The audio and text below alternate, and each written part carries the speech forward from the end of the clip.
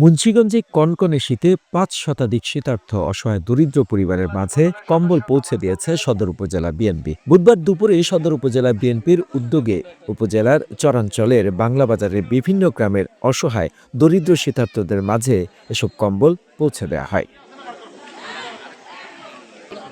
এতে উপস্থিত থেকে হতদরিদ্র শীতার্তদের মাঝে কম্বল তুলে দেন পঞ্চসার ইউনিয়ন বিএনপির সাধারণ সম্পাদক মোহাম্মদ আব্দুল মতিন ও সদর উপজেলা বিএনপির সাধারণ সম্পাদক মোহাম্মদ সাইদুর রহমান ফকির। বাংলাবাজার ইউনিয়ন বিএনপির সভাপতি মোহাম্মদ মোফাজ্জল হোসেন বাবুর সভাপতিত্বে এ সময় আরও উপস্থিত ছিলেন জেলা যুবদলের সভাপতি মোহাম্মদ মুজিবুর দেওয়ান সহ সাংগঠনিক সম্পাদক মোহাম্মদ শামীম ব্যাপারী সহ উপজেলা ও ইউনিয়ন বিএনপি ও এর বিভিন্ন অঙ্গ সংগঠনের নেতৃবৃন্দ উপস্থিত ছিলেন।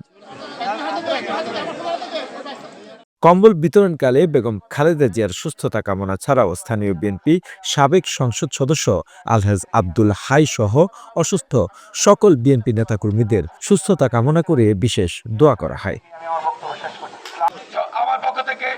The news Bangladesh desk report.